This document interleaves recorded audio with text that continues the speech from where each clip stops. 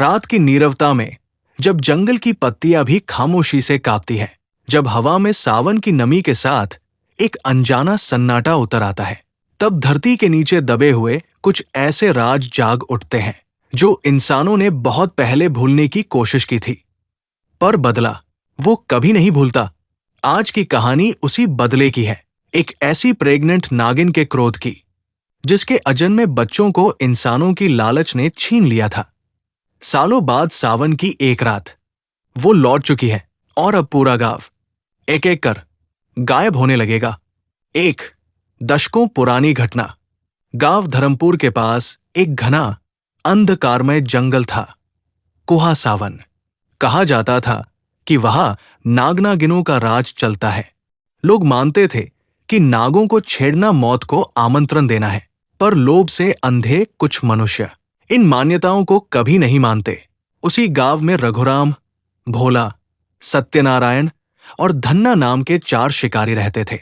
एक रात उन्हें खबर मिली कि कुहा सावन में एक गर्भवती नागिन दिखी है, जिसके अंदर विशेष रक्त वाले 2 बच्चे पल रहे हैं। इन बच्चों के बारे में गांव की प्राचीन किताबों में लिखा था कि सावन की गर्भ नक्षत्र में जन्मे नागिन के बच्चे अमरत्व के वरदान के वाहक बनते हैं। उन्हें पाने वाला बीमारी और मृत्यु से परे हो जाता है। इसी लालच ने चारों को अंधा कर दिया। उस रात के अंधेरे में चारों शिकारी मशाल लेकर जंगल में उतरे। नाला पार करते ही उन्हें एक विशालकाय बरगद के नीचे फुफकारती आवाज सुनाई दी। वहां वो प्रेग्नेंट नागिन थी, काली, लंबी और उसकी पीठ पर सुनहरी धारियां जैसे चमकती ज्वाला हों। नागिन ने मनुष्य रूप लेकर चेतावनी दी, मुझे मत छुओ, मैं मां बनने वाली हूं। मेरे बच्चों को मत छीनो। पर लालच के आगे इंसान का दिल पत्थर हो जाता है। रघुराम ने भाले से वार किया। नागिन तड़प उठी। भोला ने मंत्र लिखा ताबीज निकाला और नागिन को बेहोश कर दिया। सत्यनारायण ने उसके अंडे निकाल लिए, 2 अंडे जिनमें उसकी सांसें, उसकी आत्मा और उसका खून धड़क रहा था। नागिन ने आखिरी सांसों में चीख लगाई, सावन, सावन आने पर मैं लौटूंगी, मेरे बच्चे मांगने आऊंगी और तुम सबके वंश मिटा दूंगी। उसकी आंखों के भीतर एक तेज नीली रोशनी चमकी, मानो किसी दैवी शक्ति ने उसके क्रोध को बांध दिया हो। चारों को लगा कि वो मर चुकी है। वे बच्चे लेकर गांव लौट आए और उन अंडों को बंद तिजोरी में छिपा दिया। पर वह मरी नहीं थी, बस धरती के भीतर सदियों की नींद में चली गई थी। धर्मपुर में 20 साल बीत चुके थे। चारों शिकारी बूढ़े हो चुके थे, पर उन अंडों का राज किसी को नहीं पता था, क्योंकि बच्चों को छिपाकर उन्होंने लोक कथाओं में जोड़ दिया कि वो अंडे कभी फूटे ही नहीं। पर सच ये था, उन अंडों से एक अजीब नीली चमक उठती थी। तिजोरी में बंद होने के बावजूद रोज रात किसी को धीमे से फुफकार सुनाई देती थी। और सावन की पहली रात गांव में कुहासा वन अचानक नीले धुएं से भर उठा। पेड़ों की पत्तियां बिना हवा के हिलने लगी। कुत्ते पूरी रात गांव के बाहर की ओर भौंकते रहे। गांव के कुओं से अजीब गंध आने लगी। और फिर गांव में सबसे पहले भोला गायब हो गया। सुबह उसकी झोपड़ी खाली मिली, पर उसके दरवाजे पर नीली लकीरें खींची थी, मानो किसी सांप की ठंडी चमकती देह वहां से गुजरी हो। अगले 3 दिनों में गांव के 5 लोग गायब हो गए, जिनमें एक बच्चा, एक बूढ़ी मां और 2 नौजवान लड़के शामिल थे। हर घर के दरवाजे पर वही नीली लकीरें, सांप की चमकती पगडंडी। गांव का पुजारी, द्वारेश्वर बोला, ये किसी साधारण नागिन का काम नहीं, ये मृत्यु कुंडलिनी है जो अपने गर्भ का बदला लेने आई है। पूरे गांव में दहशत फैल गई। रघुराम सच छिपा नहीं पाया। उसने गांव वालों को 20 साल पुराना अपराध बताया, और ये सुनते ही जैसे पूरी हवा ठंडी पड़ गई। सब समझ गए, जिन अंडों को उन्होंने बांध कर रखा था, वे आज भी कहीं न कहीं उस नागिन के गर्भ से जुड़े हुए थे, और वह अपनों की तलाश में एक एक को ले रही थी। उस रात मूसलाधार बारिश हो रही थी। सावन का तूफान था। बिजली आसमान को चीर रही थी। रघुराम की हवेली के बाहर अचानक एक लंबी, चीखती सी फुफकार गूंजी। सारे लोग भीतर छिप गए, पर बाहर बरगद की शाखा पर एक स्त्री खड़ी थी। लंबे केश, भीगी साड़ी, पर उसकी आंखें इंसानी नहीं थी। नीली, चमकती, गहरी, एक ऐसी चमक मानो कोई गर्भ की पीड़ा सदियों से जमा हो। वो धीरे धीरे मनुष्य रूप से नागिन रूप में बदलने लगी। उसकी रीढ़ दो हिस्सों में फटने लगी। त्वचा पर काले और सुनहरे शल्क उभरने लगे। पूंछ लंबी होती गई और जमीन को चीरने लगी।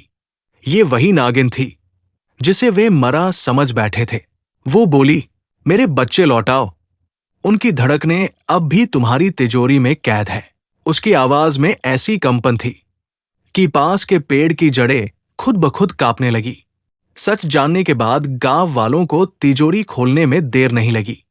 तिजोरी के अंदर 2 अंडे रखे थे जो अब लगभग फट चुके थे। उनसे नीली आग जैसी चमक उठ रही थी। अंडों पर सूक्ष्म दरारें थी, मानो बच्चे अपनी मां को पुकार रहे हों। जैसे ही तिजोरी खोली गई, पूरे कमरे में एक जोरदार फुफकार गूंजी और नागिन ने हवेली की दहलीज तोड़ दी। वो अंदर घुसते ही अंडों के पास लिपट गई। उसकी आंखें पिघलती हुई लग रही थी। मां का दर्द सदियों बाद जाग उठा था। लेकिन तभी धन्ना ने डर के मारे लाठी उठाई और अंडों पर मार दी। अंडे टूट गए। अंदर से निकले 2 छोटे नीली चमक वाले सांप, जो अधूरे थे, जन्म से पहले ही आधे मृत। नागिन ने वो दृश्य देखा और उसकी चीख ने सारी हवेली की हवा को झुलसा दिया। तुमने उन्हें मार दिया, मेरे बच्चों को दूसरी बार मार दिया। वो पागल हो उठी। उसकी देह कांपने लगी, आंखें आग की तरह लाल हुई और उसका पूरा शरीर एक दैवी नागराक्षसी रूप में बदल गया। अब वो सिर्फ बदला थी, मां नहीं। नागिन ने हवेली को चारों ओर से घेर लिया। जिन दीवारों पर उसने अपनी नीली रोशनी डाली, वे राख में बदल गई। गांव वाले चीखते हुए भागने लगे, पर जहां भी वे भागते, नीली आंखें उनके सामने आ जाती। धन्ना की चीख सबसे पहले गूंजी। उसका शरीर पेड़ पर उल्टा लटका मिला और उसके पूरे शरीर पर नीली लकीरें थी, मानो नागिन ने अपनी ठंडी जिह्वा से उसे छुआ हो। सत्यनारायण की गर्दन एक झटके में टूटी मिली। रघुराम पानी के कुएं में डूबा पाया गया, पर कुएं का पानी नीला था। ये सब इंसानों के लिए क्रूर दृश्य थे, पर एक मां के लिए ये न्याय था। अब नागिन सिर्फ उन चारों तक सीमित नहीं थी। वो पूरे गांव को सजा देना चाहती थी, क्योंकि गांव वालों ने 20 साल पहले उसके बच्चों का सच छिपाया था। रात होते ही गांव के घरों की दीवारों पर नीली छाया लिपटने लगती। बच्चों को रात में झपकी आती तो कोई फुफकार कान के पास सुनाई देती। बुजुर्ग कहते, वो बच्चों की तलाश में है, वो हर गर्भ को सूंघ रही है। शायद उसे लगता है कि उसके बच्चे कहीं इंसानी शरीर में पाल दिए गए हैं। गांव में गर्भवती महिलाओं को घरों में बंद कर दिया गया। मंदिरों में अनुष्ठान शुरू हुए, पर हर पूजा के बीच नागिन की आवाज गूंज जाती, मेरे बच्चे लौटाओ। उसकी आवाज में ऐसी पीड़ा थी कि खुद धरती तक कांप उठती। गांव के ज्योतिषी ने चेतावनी दी, आज की रात सावन का गर्भ नक्षत्र पूरा होगा। यदि नागिन इस रात को पार कर गई तो उसका क्रोध अनंत काल तक गांव को खाता रहेगा। इसलिए गांव वालों ने एक योजना बनाई। अंडों के अवशेष लेकर उन्हें जंगल के गहरे भाग में ले जाकर वहां मिट्टी में दबाने की। शायद इससे आत्मा शांत हो जाए। पर किस्मत उस रात इंसानी नहीं थी। नागिन ने जंगल के बीच नीली आग का घेरा बना लिया था। उसके आसपास सैकड़ों छोटे छोटे सांप घूम रहे थे, मानो उन्होंने जंगल की हर शाखा में जन्म ले लिया हो। वो गर्जना करते हुए बोली, मेरी संतानों को छूने की हिम्मत मत करना। जिन लोगों ने उन्हें मारा, उनका अंत हो चुका है। अब इस जंगल में केवल मेरा राज होगा। और फिर वह पूरे गांव की ओर बढ़ने लगी। गांव वाले मंदिर में इकट्ठे हो गए। मुखिया बोला, हमने गलती की थी, पर अब पूरा गांव क्यों मरे? तभी एक शांत बूढ़े पुजारी ने कहा, क्रोध को क्रोध नहीं रोक सकता। मां के दर्द को केवल एक ही चीज शांत कर सकती है, मातृत्व की स्मृति। वो अंडों के टूटे हुए खोलों को लेकर मंदिर की वेदी पर रख दिया और प्रार्थना करने लगा। जैसे ही अंतिम मंत्र पूरा हुआ, अचानक हवाओं में एक मीठी, मधुर गंध फैल गई।